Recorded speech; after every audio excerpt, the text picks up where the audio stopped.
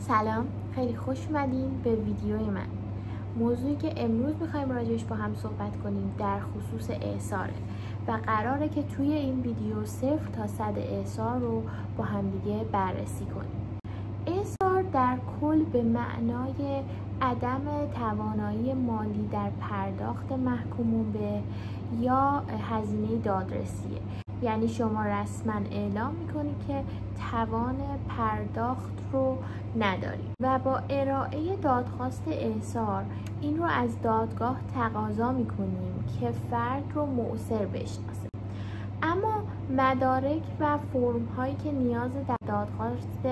اعصار وجود داشته باشه چه مدارکیه؟ در این ویدیو قراره که به این موضوع پاسخ بدیم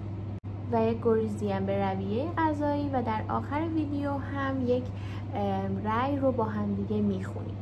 به طور کلی ما دو نوع اعصار رو داریم، یکی اعصار از هزینه دادرسی و یکی اعصار از محکومون به.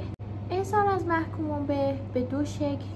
انجام میشه، یا فرد کاملا معاف از پرداخت میشه که این خیلی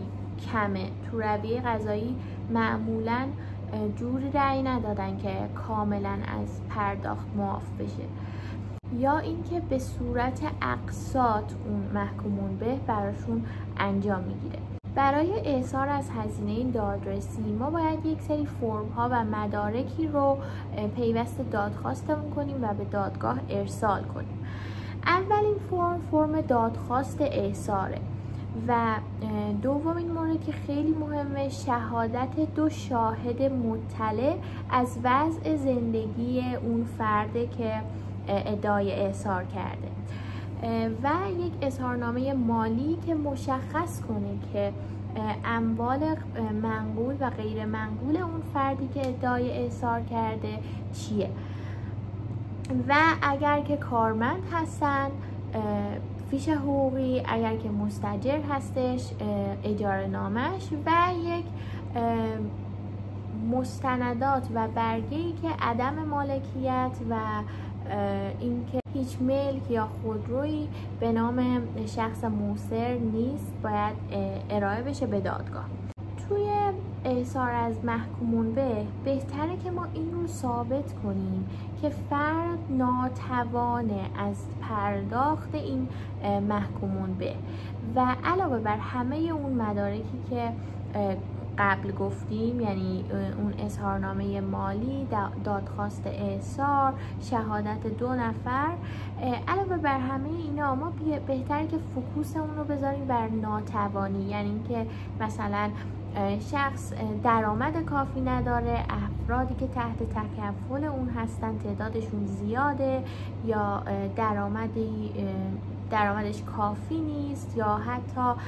اینکه هزینه‌های درمانی بالایی داره. باید اینها رو در بحث محکومیت، در بحث اعصار از پرداخت محکومون به اثبات کنیم و مانورمون بیشتر بر این موارد باشه. اما اعصار فقط میاد یک مهلتی در پرداخت به شما میده و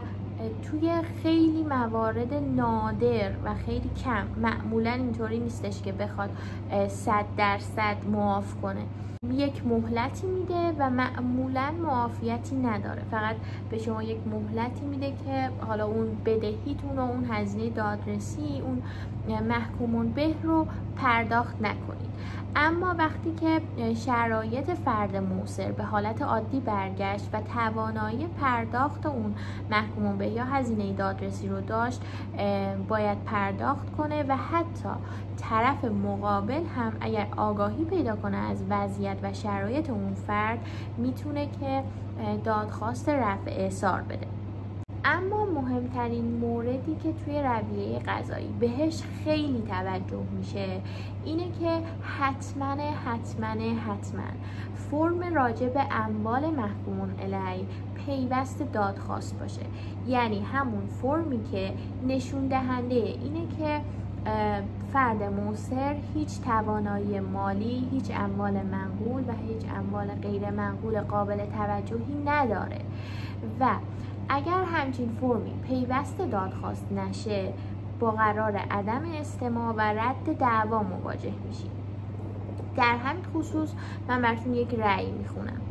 در خصوص دعوای خانم پ الف به طرفیت آقای میم خ دایر بر احراز اعصار و تقسیط محکومون به دادنامه شماره فلان از سوی دادگاه، نظر به اینکه با استماع گواهی گواهان و عدم تعارض موجه در خصوص استعلامات واصله از مراجع ذی‌ربط در مورد اموال وی دعوای مطروحه را موجه تشخیص داده و ادعای اعصار را پذیرفته و خانم پ الف را موثر شناخته و حکم به تقسیط محکومون به با توجه به ماده 11 قانون نحوه اجرای محکومیت‌های مالی می‌نماید و این رأی ظرف 20 روز قابل تجدید نظر است. در دادگاه بدوی حکم به اعصار و تقسیط محکومون به داده شده و خانم پ الف رو مؤثر شناخته، اما از این رأی در دادگاه تجدید نظر خواهی به عمل میاد و دادگاه تجدید نظر این گونه اظهار نظر میکنه: دادگاه حقوقی عمومی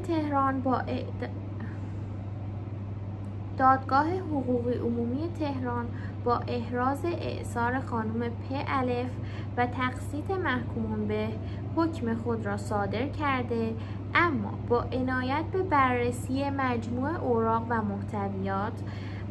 نظر به اینکه فرم راجع به اموال محکومون علیه پیوست دادخواست احضار نبوده و نوع و میزان اموال منقول و غیر منقول و درآمد فعلی او قید نشده، دعوای مزبور قابلیت استماع نداشته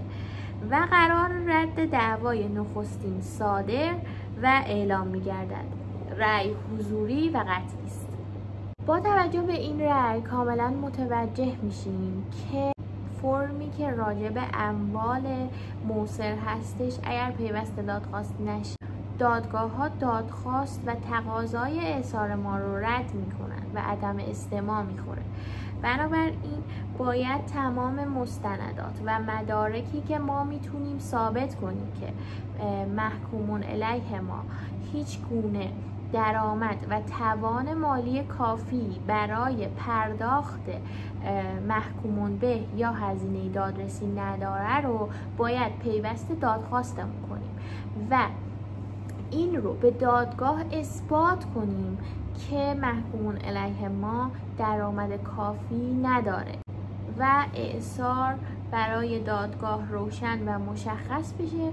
و محکومون علیه رو مصر بشناسه. خیلی ممنونم که تا اینجا ویدیو همراه بودین. امیدوارم که این ویدیو براتون مفید باشه. شبتون بخیر و خدا نگهدار.